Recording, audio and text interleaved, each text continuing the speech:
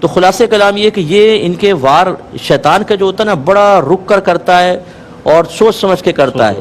اس میں اس کی چالوں میں ایک یہ بھی ہوتا ہے کہ جیسے یہ ینگ بچے نا بالکل یہ جب آتے ہیں دین کی طرف مائل ہوتے ہیں تو شروع میں پیچھے ہٹ جائے گا. یہ نمازیں بھی پڑھ رہے ہیں سب کچھ کر رہے ہیں تو یہ مطمئن ہو جائیں گے کہ ہم وقت کے حسن بصری ہیں, خواجہ حسن بصری. اب تو کچھ بھی نہیں ہو سکتا, شیطان تو بہت دور بھاگ گیا. وہ کہتا ہے بیٹا تم ذرا چلو تو صحیح آگے. پھر وہ نازک لمحے دیکھ کر ان کو وسوسہ ڈالتا اور ایسا پٹکتا ہے. بعض اوقات کتنے نوجوان ہمارے سامنے انہوں نے داڑیاں رکھی, داڑھی غائب, 5 وقت نماز ختم, اور ایسے آوارگرد بن گئے کہ ان کے ماضی کی پکچر سامنے رکھیں اور موجودہ حالت تو آپ کہیں گے یار یہ تو کوئی مذاق ہی لگتا ہے بالکل.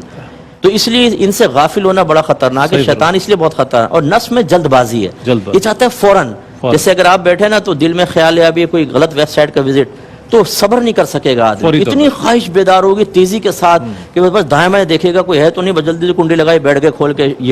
یہ جو جلد بازی ہے نفس کی طرف سے ہے. تو اس لیے جو دل قلب پہ گناہوں کی دعوت آئے اس میں ذرا ہمیں غور کرنا چاہیے کہ جلد بازی ہے تو نفس کی طرف سے, اور اگر ٹھہراؤ نظر آئے جیسے ایک مسلسل وسوسہ ہے آپ ٹال رہے ہیں لیکن ہٹنے کا نام نہیں لے رہا, کئی مہینوں سے چل رہا ہے, تو اس کا مطلب وہ شیطان مسٹر شیطان کار فرمائے.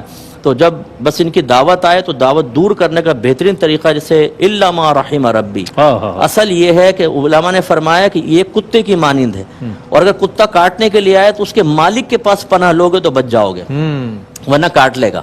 تو اللہ تعالیٰ نے اس کو تخلیق فرمایا ہماری آزمائش کے لیے, اس مالک کی پناہ لے لیں, اللہ تعالیٰ محفوظ کرتا ہے اور شیطان کو بھی دور کرتا ہے. باقی عملی کوشش جاری رکھے جو انشاءاللہ. بہت اچھے انداز میں مفتی صاحب نے دونوں چیزوں کو ڈیفائن کیا.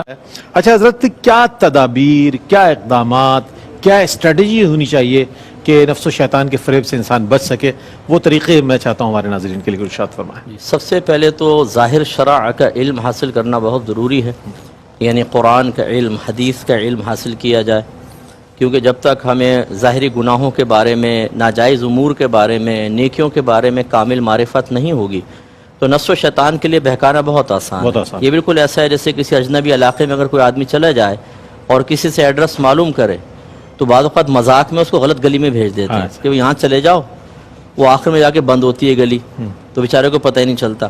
تو یوں یہ پھر نفس و شیطان اس طرح کھیلتے ہیں بڑے آرام سے, عام لوگوں کے ساتھ تو ایسے ہی ہو رہا ہوتا ہے.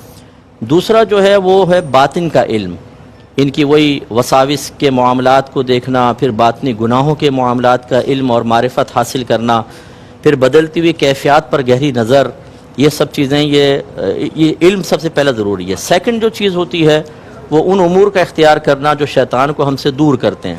اس میں اچھی صحبت ہے, تقوی اختیار کرنا, گناہوں سے پرہیز کرنا, 5 وقت نماز باقاعدہ پڑھنا, کوشش کرنا مستقل ذکر الہی ہو زبان سے, اور اگر کہیں ریاکاری کا اندیشہ ہو جیسے لوگ بیٹھے ہیں تو قلبی ذکر انسان شروع کر دے. اسی طریقے سے جو ذکر کی مجالس اور محافل ہیں ان میں شرکت کرنا, اور اس کے پھر جسٹ اپوزٹ بری محافل کو چھوڑ دینا, برے دوستوں کو چھوڑنا, گناہوں سے کنارہ کشی اختیار کرنا, اس سے پھر شیطان دور ہٹتا ہے. اور پھر نفس کی چالوں کو سمجھنے کے لیے وہی جیسے بار بار اپنے قلبی احوال پر غور کرنا.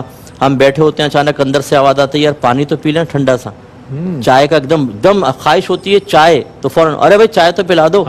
ایک دم ہم سوچتے نہیں کس نے اندر سے خواہش کا اظہار کیا, اگرچہ یہ مباح خواہشات ہیں کوئی منع نہیں ہے, لیکن جب ان مباح خواہشات کو بآسانی پورا کریں تو جیسے ایک چھوٹے بچے کی آپ ایک ضد پوری کر دیں تو وہ دوسری ضد پوری کرنے کے لیے اپنے اندر جرأت محسوس کرتا ہے, اور پھر آج جب اس سے منع کریں تو وہ ایڑیاں رگڑ کے شور مچاتا ہے, چیختا ہے, چلاتا ہے, حتیٰ کہ ماں باپ بلیک میل ہو جاتے ہیں اور سرنڈر کر جاتے ہیں, بھائی اس کو دے دو یہ تو ناک میں دم کر دے گا. اتنا جب ضدی آپ بنا دیں گے اس کو تو پھر وہ کیسے باز آئے گا. تو پہلے مباح خواہش پوری کراتا ہے, پھر حرام خواہش کی تمنا کرتا ہے. جب ہم مباح سے نہیں روک پاتے تو حرام خواہش سے روکنے کی ہمت اور جرأت بھی پیدا نہیں ہوتی. اس لیے ہم اکثر یہ عرض کرتے ہیں کہ روزانہ کم از کم ابتدا ایسے کریں کہ 3 مباح خواہشات کو ترک کرنے کی عادت ڈالیں.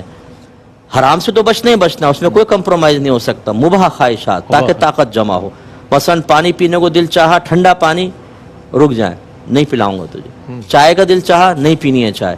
3 خواہش کم از کم 1 ہفتے تک یہ کرتے رہیں. اور بزرگان دین نے فرمایا, کسی نے پوچھا کہ حضور ایک مجھے ریاضت بتائیں, فرمایا جب بولنے کا دل چاہے تو خاموش ہو جا, اور جب خاموش ہونے کا دل چاہے تو باتیں شروع کر دے. تو اگر جسٹ اپوزٹ جائے نا, گرم پانی ٹھنڈا پانی کو پینے کو دل چاہ رہا ہے, نفس نے کہا گرم پلا دیں, گرم چائے تو ٹھنڈی چائے, میٹھا کھانے کو دل چاہ رہا ہے تو نمکین کو دل چاہ رہا ہے تو میٹھے کی طرف. تو یہ تو الٹا اس کے اوپر وار ہوگا. یہ 3 خواہشات کم از کم اس میں کوئی کمپرومائز نہ کریں. ہاں اگر فرض کریں 4تھی 5ویں آ گئی تو اس میں فیس لیں اس سے, اچھا چلو میں خواہش پوری کر دیتا ہوں، 3 پہ تو روک لیا تجھے، چوتھی فیس کے کیا ہے؟ اندر فیس وہی کہ 10 دفعہ درود شریف، کیا بات، 100 دفعہ درود شریف، سبحان پہلے یہ اللہ، کر پھر اس کے بعد میں کرتا ہوں. سبحان اللہ. اچھا فوراً کہے گا تو پہلے کر لے پھر انشاءاللہ میں کر لوں گا، اچھا یا کہے گا ابھی تو سارا کر لے رات کو کر لیں گے ایک ساتھ. بات کر لیں. کبھی اس کی بہکائے میں نہ آئے، جہاں آپ نے اس کی بات مان لی دوبارہ تو پھر مانتا نہیں ہے، پھر واہ. وہی ٹھینگا دکھاتا ہے، وہی پولیٹیشنز کی طرح ووٹ لیتے ہوئے گھر پہ آئیں گے اور ووٹ مل گئے تو بولتے پھر قابو میں نہیں آئیں گے. تو خلاصہ کلام یہ ہے کہ اس طریقے سے آدمی کرے تو انشاءاللہ ایک نور پیدا ہوتا ہے. اور یہ جو آخری بات میں عرض کرتا ہوں، نفس کو جو مارنے کا کہا جاتا ہے نا، مارنے کا مطلب گلا گھونٹنا نہیں ہے، اس طرح اس کو مغلوب کر لینا کہ آپ کہیں کہ یہ کرنا ہے تو یہ کرنا ہے، یہ نہیں کرنا تو مزاحمت ختم کر دے، نہیں کرنا. جب یہ ہو تو یہ نفس کا خویا کہ مار لیا، مغلوب اللہ. کر لیا. تو نفس کو مغلوب کرنا ہے، مارنا نہیں ہے. جب ایک گھوڑا ہو اگر وہ سرکشی کر رہا ہے، نہیں قابو میں آ رہا، تو اس کو بھوکا پیاسا رکھیں، بھاری بوجھ لاد دیں. کبھی آپ نے دیکھا ہوگا بعض اوقات ایک گھوڑے کو پیچھے باندھا ہوتا ہے تانگے کے، جی جی جی. یا گدھا پیچھے بندھا ہوتا ہے، گدھا. وہ کیوں اس کو انسان بنا رہے ہوتے ہیں کہ تیرا بھائی بھی دیکھ کتنا مطیع و فرما اسی طرح بردار ہے، بھائی تو بھی سیکھ لے. واہ. تو وہ دیکھ دیکھ کے سیکھ لیتا ہے. اچھا جب وہ سیکھ لیا گھوڑے نے، وہ مطیع و فرما بردار ہو گیا، پھر اس کو بھوکا رکھیں، پھر بھاری بوجھ ڈال دیں؟ نہیں.